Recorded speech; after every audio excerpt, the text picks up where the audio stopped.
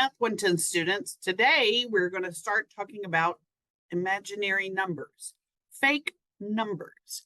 All right, not really fake numbers, and yet it's just a really interesting way to consider numbers. We're entering into new territory with our numbers. All right, if you have not dealt with imaginary numbers before, I'm gonna present it to you like you probably haven't. Hopefully you have been exposed to them, and this will be a review, but just in case it's not, we're gonna kind of start at the very beginning, which is a very good place to start. All right, you up to this point in your mathematical number career have been dealing with what we call the real number system, okay? All right, the real number system. All right, the real number system, you probably started back in the day in kindergarten with natural numbers. 1, 2, 3, 4. At some point, your brain's developed a number enough that teachers will add in the concept of zero. Okay, zero is actually a little harder concept for little brains to understand rather than 1, 2, 3, 4. So we wait a little while before we introduce the concept of zero. But 0, 1, 2, 3, 4, 5, these are the whole numbers. At some point, we add into it the negative numbers, and then we have negative integers, which are the positive and negative whole numbers. So -2, +2, -3, +3, -4, +4.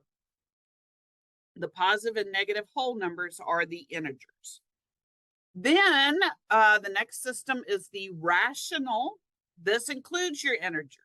This includes your whole numbers, your natural numbers, but it also adds to it the fractions. And that's where we get the word ratio. That is the word ratio. It means a fraction, a ratio of two numbers, or comparison of two numbers.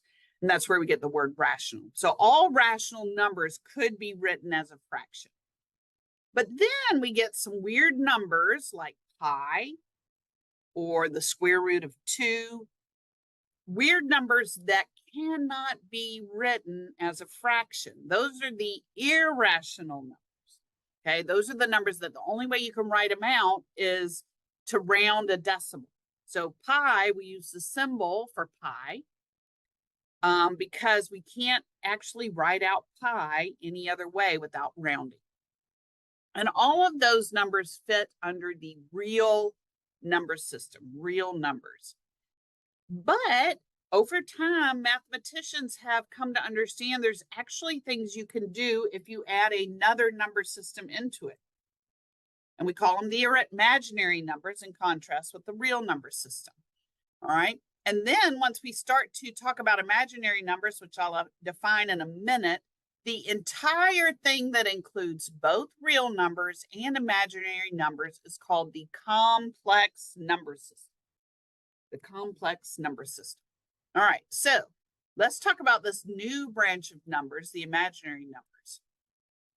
All right, an imaginary number, it's the letter I, lowercase I, where I squared equals -1, or I equals the square root of -1. Now, up to this point in mathematics, we have not, with the real number system, we can't take the square root of a negative number.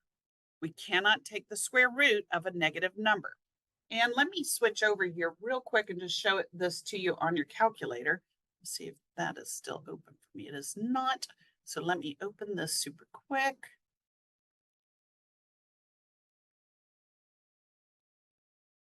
All right, let me show you right here on my graphic calculator real quick.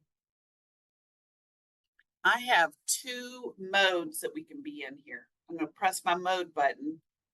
Oops, I got to turn it on. Press my mode button.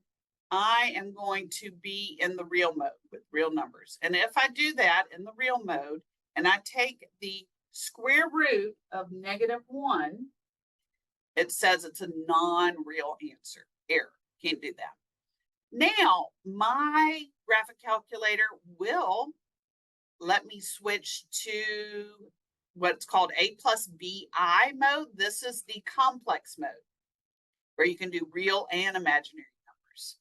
And if I do that, I switch to that mode and I try it again. it will give me an answer now.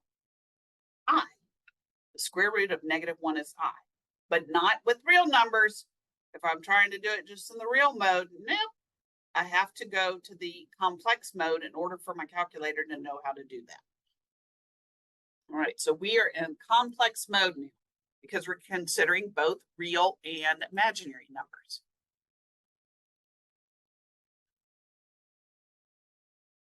All right, so what would then be the square root of -16? Well, the square root of 16, remember, guys, I've told you, you need to get familiar with your perfect squares. Square root of 16 is 4. But the square root of the negative is the I, so the square root of -16 is 4i. 4i. But it's also -4i. Why? All right, well, let's think about that for just a second. You could think of this as the square root of 16 times, oops, let's see if I could do square root of -1. The square root of 16, we've been doing this for a little bit. We've been taking both the positive and the negative root because -4 squared is 16 and +4 squared is 16. So the square root of 16 is both +4 and -4. But then also we have the square root of the -1, which is now what we define as I. So our answer is plus or minus 4i, +4i or -4i.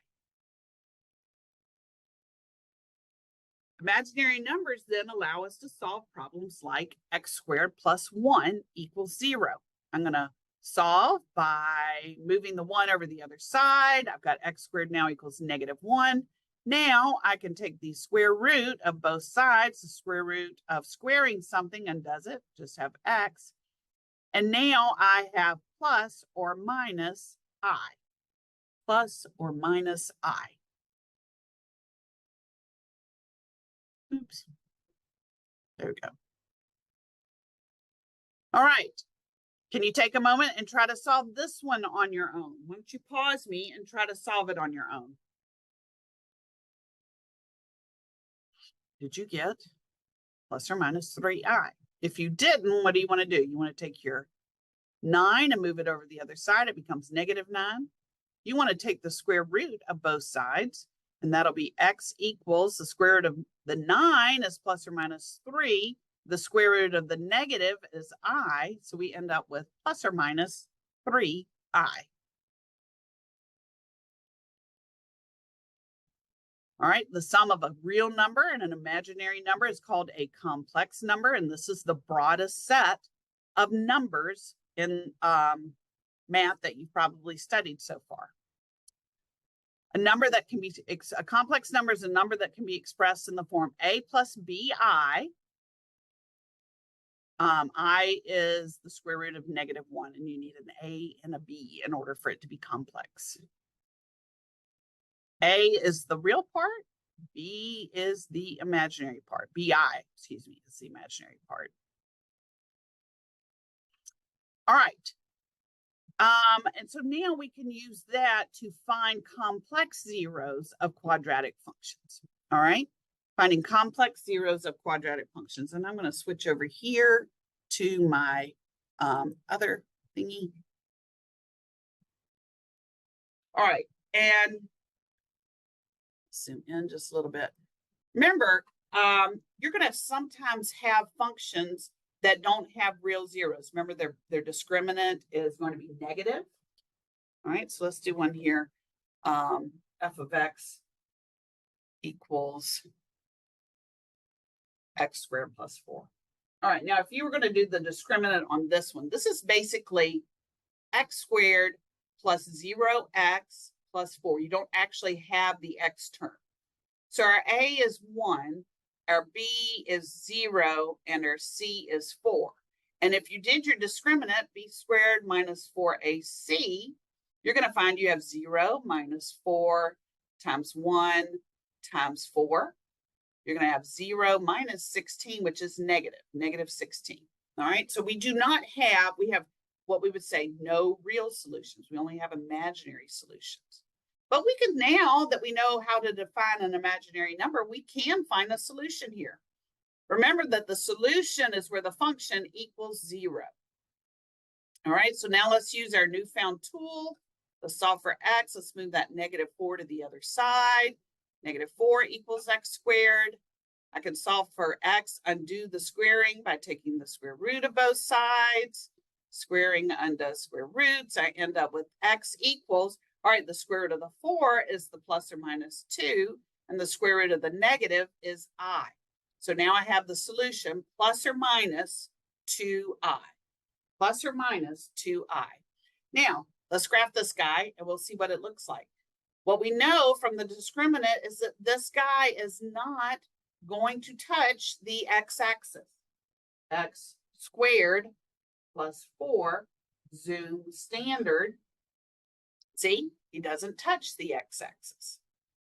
No real solutions, but the imaginary solutions are plus or minus 2i.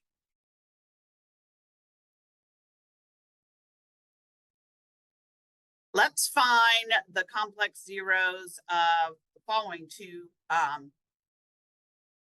quadratic functions: x squared minus x minus 3 and x squared plus x plus 2. Actually, let's just do the second one. G of x equals x squared plus x plus 2. Let's go back over here and let's think about it for a minute.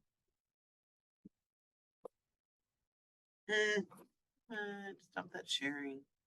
I want to share a new share. I want to share this share. Okay, so we were at x squared. It was g of x equals x squared plus x plus 2. Well, what is our discriminant here? Our a is 1, our b is 1, and our c is 2.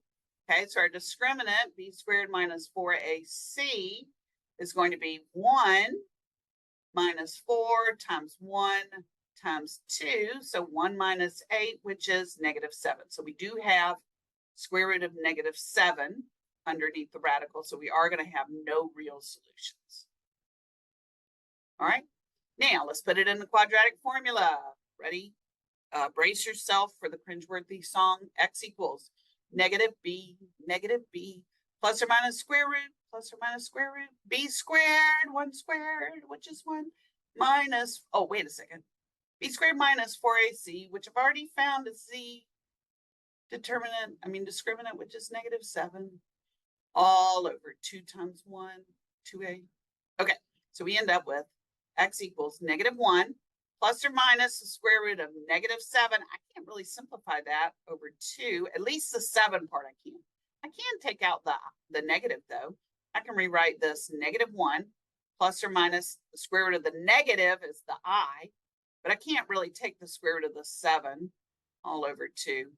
And so I would leave it like this. Now, if they want it in complex number form, then you want to write it -1/2.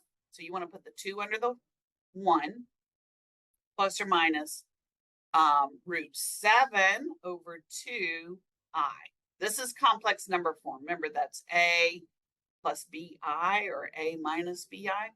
-1/2 plus or minus √7 over 2i. So your a is -1/2. Your b is √7 over 2. If they want it in complex number form, you'll have to go ahead and go to that step.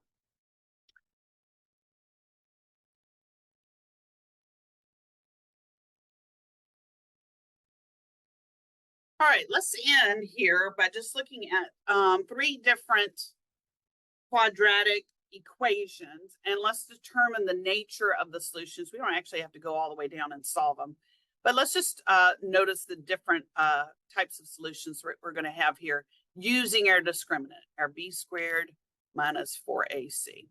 All right, for this guy, my b is -3, so I've got -3 squared, which is 9, minus 4 times a, which is 1, times c, which is 4. 9 minus 16 is going to be -7. I have no reals. No real solutions, just complex, just imaginary. No real solutions. Here, letter B, b squared minus 4ac is going to be -3 squared again. 9 minus 4 times 1 times 1. 9 minus 4 is 5. Positive is going to be 2 real solutions. 2 real solutions. This will cross the x-axis in 2 places. Last but not least, b squared minus 4ac, b squared, 4 squared is 16, minus 4 times a, which is 1, times c, which is 4. 16 minus 16 is 0. I will have 1 real solution. Or you could also say 2 repeated solutions. I have to think of the language. Or 1 solution, multiplicity of 2. This is just going to touch the x-axis, but not cross it. Okay. This guy over here, no real solutions, never touches the x-axis. This one with 2 real solutions is going to cross the x-axis in 2 places. And then this one with 1 solution is just going to touch the x-axis. All right. And with all of that, we have finished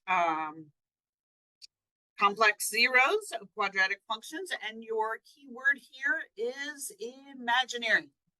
It's all fake. No, I'm just kidding.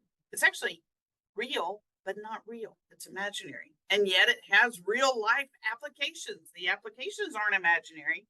A lot of applications in electronics. Electronics will deal with fractals and chaos theory. If you're familiar with chaos theory at all, that is wholly dependent on imaginary numbers, complex numbers. So anyway, there's a lot of real application to imaginary numbers, which is fun. Keyword imaginary. All right, we'll see you later.